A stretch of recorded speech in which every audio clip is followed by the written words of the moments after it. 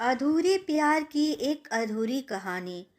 प्यार वो महसूस है जिसके अंदर खो जाने का दिल करता है।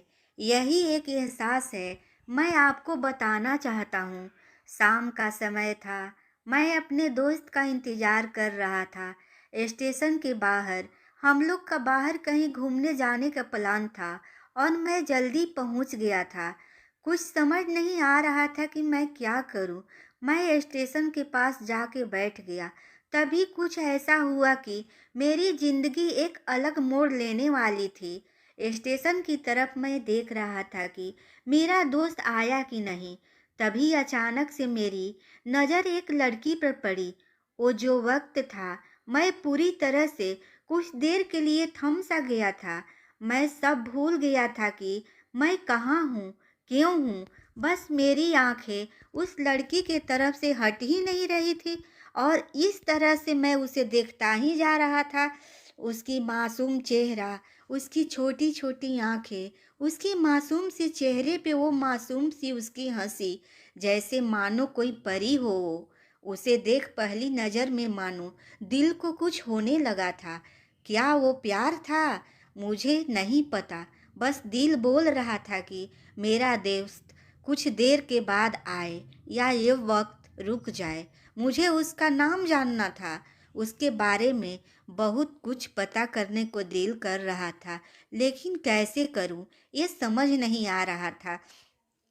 जब कुछ समझ नहीं आया तो मैंने बस भगवान से प्रार्थना किया कि मुझे ये लड़की मेरी जिंदगी में चाहिए।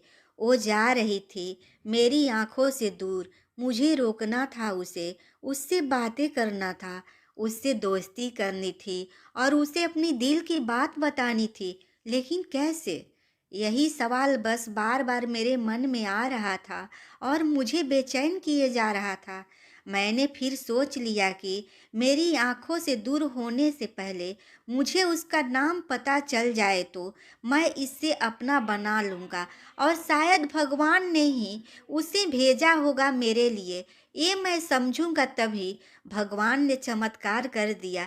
पीछे से आवाज़ आया, प्रिया मैं यहाँ हूँ। फिर वो पीछे देखी तो मैंने देखा वहाँ एक लड़की आवाज़ दी और वो उसके पास चली गई। तभी मैं समझा कि उस लड़की का नाम प्रिया था। मैं खुश हो गया और उस लड़की को मन किया कि जाके धन्यवाद बोल दूं, क्योंकि उसी की वजह से मुझे उसका नाम पता चला। बस तभी मैंने ठान ली, अब उसे अपना बनाना है, उसे अपनी ज़िंदगी में लाना है। फिर तभी मैं उसके पीछे जाने लगा कि अचानक से पीछे से एक हाथ आया। पीछे देखा तो दोस्त आ गया था। अब मैं क्या करूं? समझ नहीं आ रहा था। मैं क्या बोलूं उससे? कैसे मना करूं उससे? कैसे जाऊं मैं उसके पीछे? मैं इसी सोच में लग रहा था। तब तक वो मेरी आंखों से दूर जा चुकी थी। दिल मानो रोने लगा था और तभी मानो ऐसा लगा कि जैसे सब कुछ एक सपना सा था। बस और आँख खुल गया तो सपना टूट गया। मैं वहाँ से चला तो गया अपने दोस्त के साथ, लेकिन पूरी रास्ते बस उसी के बारे में सोचता रहा। मानो मेरा दिल अब उसके ख्याल से निकलने को तैयार ही नहीं था। दूसरे दिन मैं कॉलेज के लिए तैयार हो गया और मैं कॉलेज पहुँचा और बेंच पर जाके बैठ गया। तभी दोस्त ने बुलाया और कहा, देख अपने कॉलेज में एक नई लड़की आई है। मेरा मन अभी भी बस उसी के ख्यालों में डूबा हुआ था। आँखों से उसका चेहरा मानो हट ही नहीं रहा था। वो बार बार मुझे आवाज़ दिए जा रही थी। तभी मुझे गुस्सा आया और पीछे उससे बोलने जा ही रहा था कि मैं रुक सा गया। मेरी नज़र मानो फिर से एक बार सपनों में चला गया। मैंने देखा कि वही थी। मानो जैसे मेरी खुशी का कोई ठिकाना नहीं रहा। मैं खुद को रोक नहीं पा रहा था और मेरे समझ में नहीं आ रहा था कि मैं क्या करूं, क्या बोलता मैं। बस जाके अपने दोस्त के गले लग गया और हंसने लगा। तभी पता चला वही वह नई लड़की थी जो कॉलेज में आज पहला दिन आई थी। मैं तो मानो हवा में उड़ने लगा।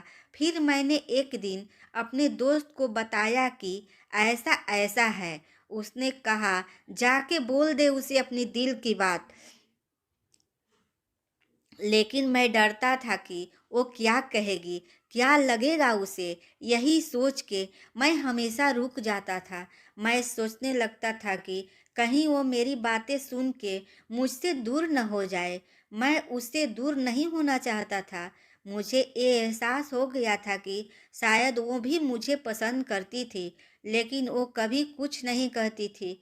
उसे लगता कि मेरे मन को मैं उसके लिए कुछ नहीं है, लेकिन वो क्या जाने कि उसे पहली नज़र में देख के ही मैंने उसे अपना दिल दे चुका था। दिन बीतते गए, हम लोग एक अच्छे दोस्त की तरह साथ साथ रहते और बातें करते थे, लेकिन न कभी मुझे हिम्मत हुआ उससे कुछ भी कहने का, न और ही उसे। वक्त बीत गया और इस तरह हम लोग की पढ़ाई पूरी हो गई, लेकिन मेरे दिल में उसके लिए अभी भी पहला और आखिरी प्यार था, और शायद उसके लिए भी।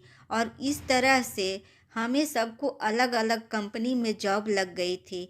तभी बस एक दिन मैंने सोच लिया कि अब बस मैं उससे कल जाके दिल के बात बता दूंगा। मैं अगले दिन सुबह उठा और मैंने उसे फ़ोन किया और उससे कहा कि मुझे मिलना है उससे। उसने मिलने के लिए हाँ कर दिया और इस बात से मुझे बहुत खुशी मिला। हम लोग ने एक समय निर्धारित किया था और मैं समय से पहले वहाँ उसका इंतज़ार कर रहा था। तभी मेरी नज़र उस पर पड़ी। वही कपड़े, वही बैग, वही छोटी छोटी आंखें और चेहरे पे वही प्यारी सी मुस्कान। मानो ऐसा लग रहा था कि वही पहला दिन हो जब मैंने उसे पहली बार देखा था। वो धीरे धीरे आ रही थी। मैं तो बस उसे देखता ही जा रहा था। फिर वो वापस आती है, फिर वो मेरे सामने बैठ जाती है। तभी बस मैंने उससे कहा कि मुझे कुछ कहना है उससे। फिर तभी उसने भी कह दिया कि मुझे भी कुछ कहना है तुम्हें। मैं खुश हो गया। मुझे लगा कि आज वो भी अपने दिल की बात बोल देगी।